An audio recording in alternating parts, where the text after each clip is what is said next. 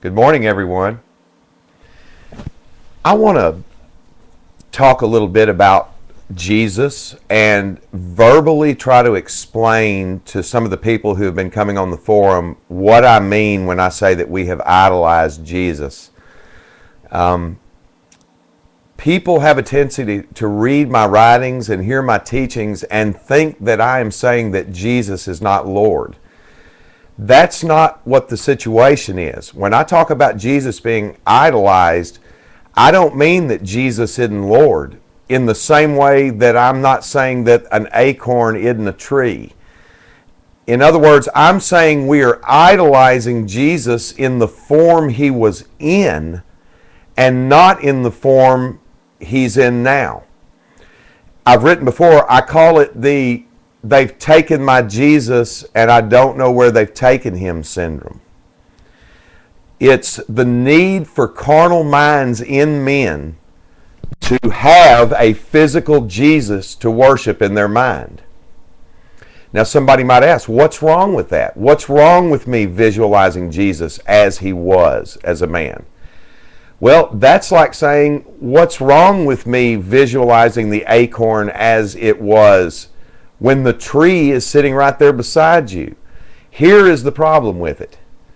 It causes you not to see Jesus as he is now, which is in all men, a many-membered body made up of millions and millions of cells, each one of them being represented by a single human being.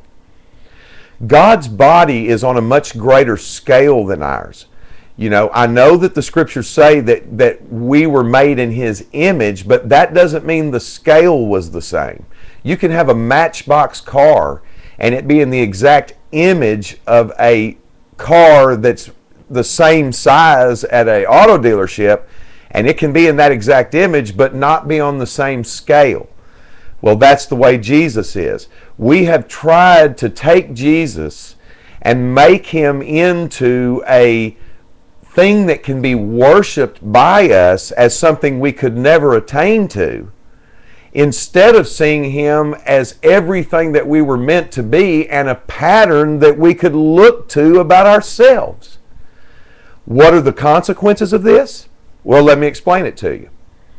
If I think that Jesus is something that is a person, a historic person that I could not possibly attain to, that his goodness and righteousness and mercy as a human being could not possibly be attained by me, then I am going to completely miss the whole reason Jesus came, which was to show me who I was and give me a pattern of not what I wasn't going to be or couldn't be or didn't have a chance to become, but in actuality, he would be a pattern to look at to show what I was going to become.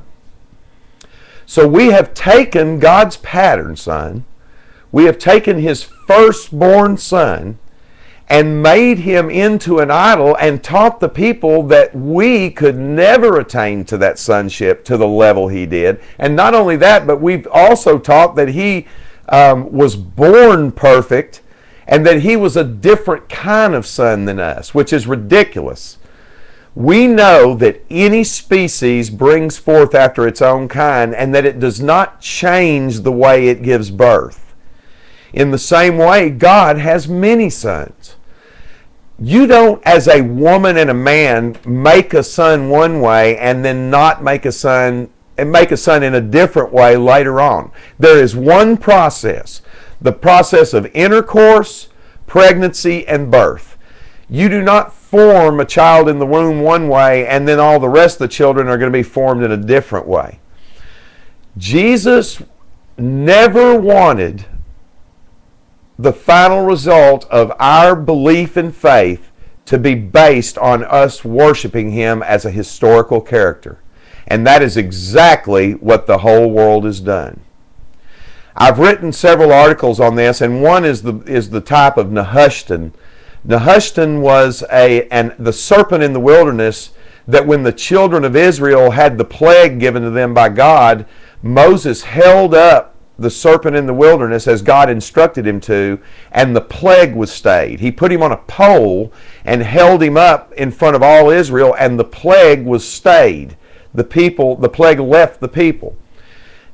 This is a similitude of Jesus, who also was held up on a pole, which is the cross, and is in the process of staying the plague in us. He is stopping the plague of sin and death, which has reigned in our mortal bodies for 6,000 years now.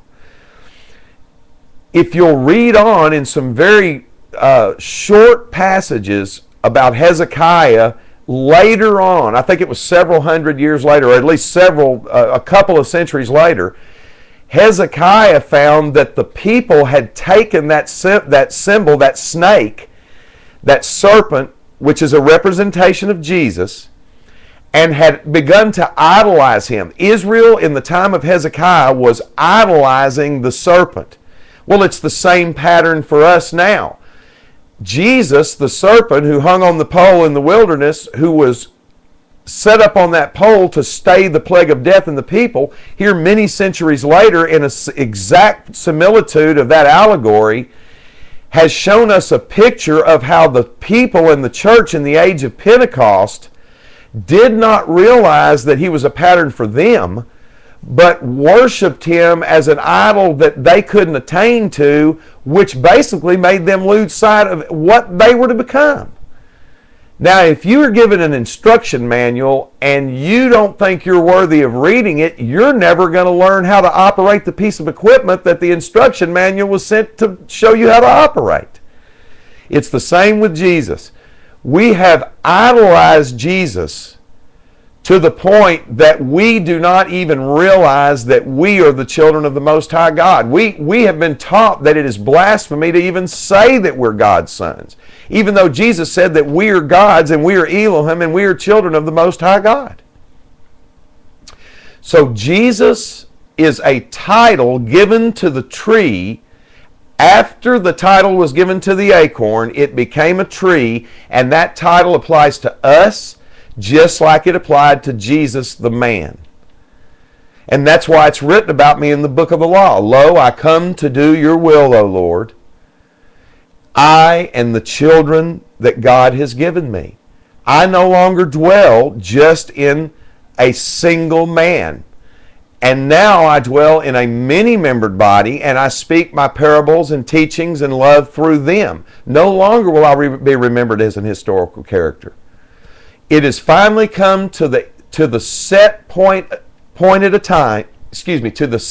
appointed time when Jesus is going to be manifested in a cloud. I'm not talking about a cloud in the sky. I mean a cloud of witnesses, a holy tabernacle, which is his body, his people in the earth, a living temple made up of living stones.